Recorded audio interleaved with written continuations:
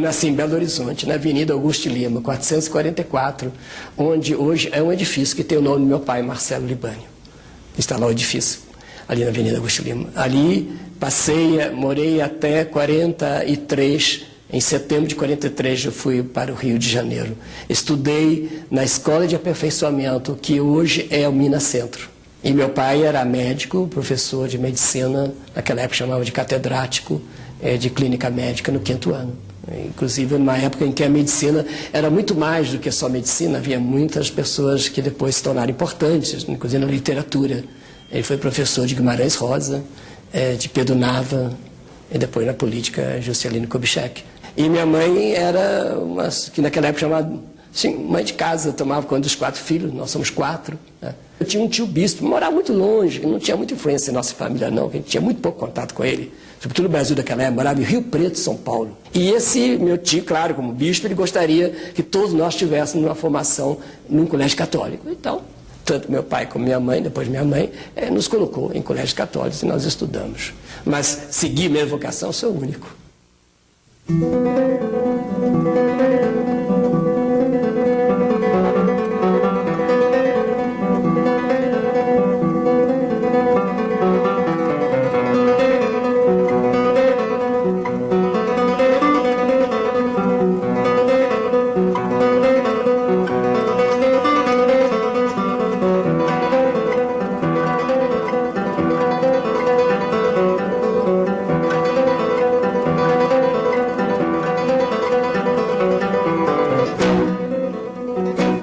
Depois que terminamos o juniorado, aí começou a filosofia.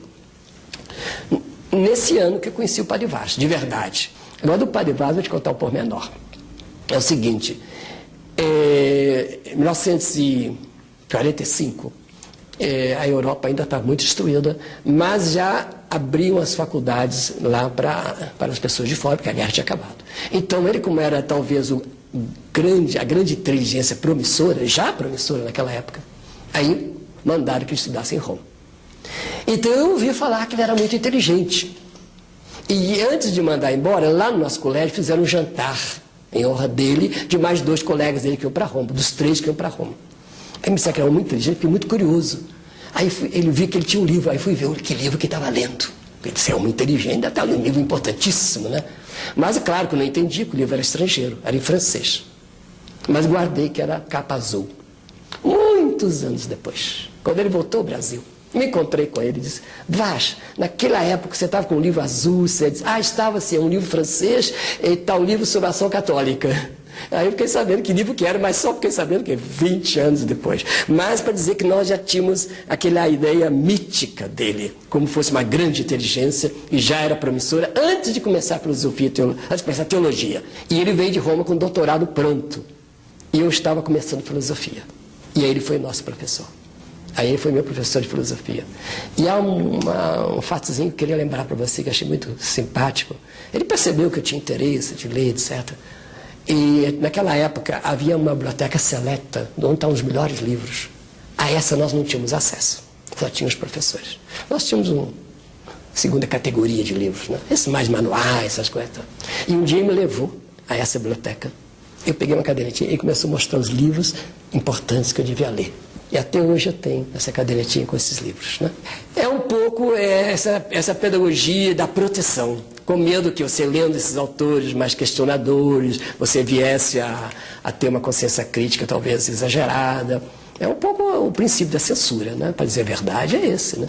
Achando que as pessoas precisam amadurecer lentamente e não podem ter acesso a qualquer tipo de livro em qualquer idade. Então, era um pouco gradual. Então, o professor que tinha de ver se você estava maduro, etc. Inclusive, eu fiz minha dissertação de mestrado, correspondia naquela época, era uma coisa bem mais simples, né? Eu fiz sobre Gabriel Marcel, que é um existencialista francês. Precisei, que era cristão, que nem era marxista, nem ateu, era cristão. Precisei pedir licença ao provincial para poder ler os livros dele, porque era existencialista, não era tomista.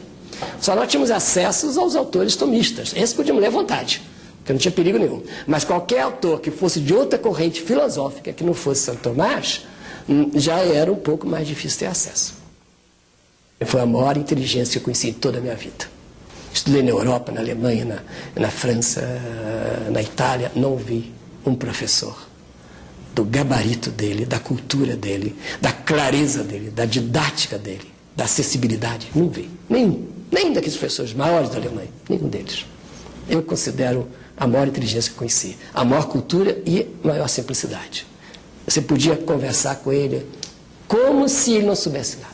Mas era uma coisa impressionante, porque ele tinha uma erudição em muitos campos. Então eu considero o maior filósofo do Brasil de todos os tempos.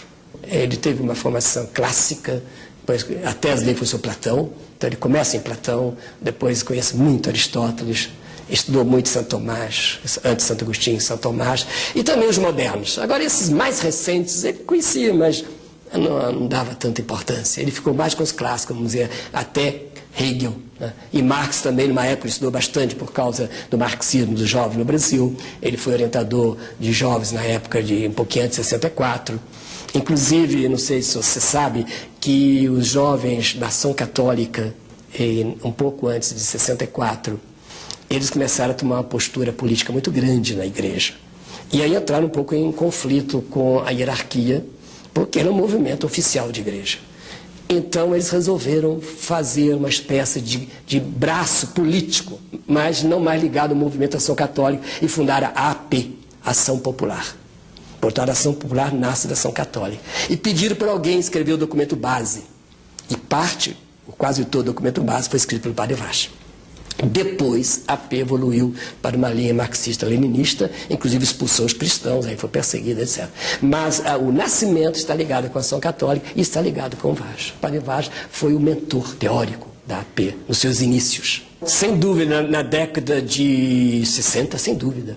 Ele era um dos poucos respiros intelectuais, ele com um grupo de assessores de JUC. O movimento da JUC é Juventude Universitária Católica, e JEC, Juventude Estudantil Católica. O Heberto de Souza, o Betinho, foi da JEC, né? E vários dessas pessoas que ficaram muito conhecidas no Brasil. Era realmente uma elite espantosa, maravilhosa. E aí tiveram também assessores dominicanos, Frei Mateus, né? E outros freios dominicanos, alguns padres do Nordeste, de grande valor, e o Padre Vaz. Então, esse grupo de assessores, chamavam de assistentes, né, esse grupo ajudou muito esses jovens. Né? E eles foram, vamos dizer, aqueles que nortearam esses jovens para ter uma postura de esquerda sem abandonar a fé cristã. Porque, em geral, as pessoas que entravam no campo da esquerda começavam a estudar o marxismo e consideravam que o Marx mesmo dizia a religião como ópio do povo e abandonava tudo. Então o Vaz fez um imenso esforço de mostrar que é possível ser cristão e ser comprometido politicamente.